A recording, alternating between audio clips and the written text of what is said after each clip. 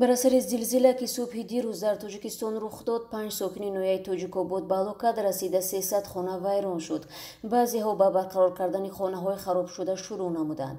Қобил Исмоилов, раиси шуъбаи ҳолатҳои фавқулоддаи ноҳияи Тоҷикобод, рӯзи 10 июл ба радиозодӣ гуфт, бар асари заминҷунбӣ як зани 70-сола ва 4 хонандаи мактаб фавтиданд.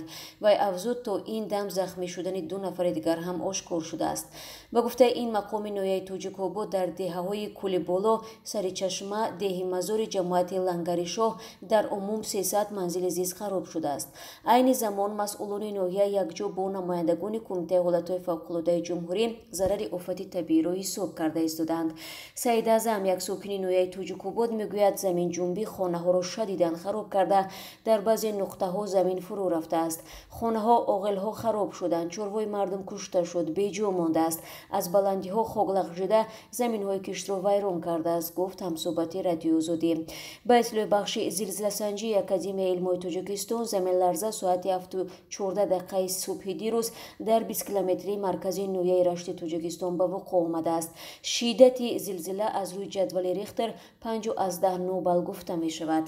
Бинобар маълумоти Кумитаи ҳолатҳои фавқулодда, дар натиҷаи заминларза дар деҳаҳои Ҳазорчашма ва Ярхаби ҷамоати Ҳиҷборак 7 хона, дар деҳаҳои Шархов ва Сари Шухони ҷамоати Аскалону ноҳияи Рашт 12 хона осеб диданд.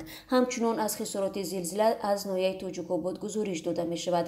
Бештари хонаҳо дар ҷамоати Лангаришоҳ вайрон шуданд ва 5 нафар қурбониёни зилзила ҳам аз ҳамин ҷамоат буданд. Ба гуфтаи дафтари матбуот, пас аз ин ҳодиса раиси ҷумҳур Эмомалӣ Раҳмон бо Раҳимҷон Муқимӣ, раиси ноҳияи Рашт, ва Қадриддин Фақирзода, раиси ноҳияи Тоҷикобод телефонӣ суҳбат кард. Барои рафъи оқибатҳои зилзила комиссияи ҷумҳуриявӣ таъсис дода шуд, ки Қоҳир Расулзода, нахуст вазири Тоҷикистон, онро раҳбарӣ мекунад.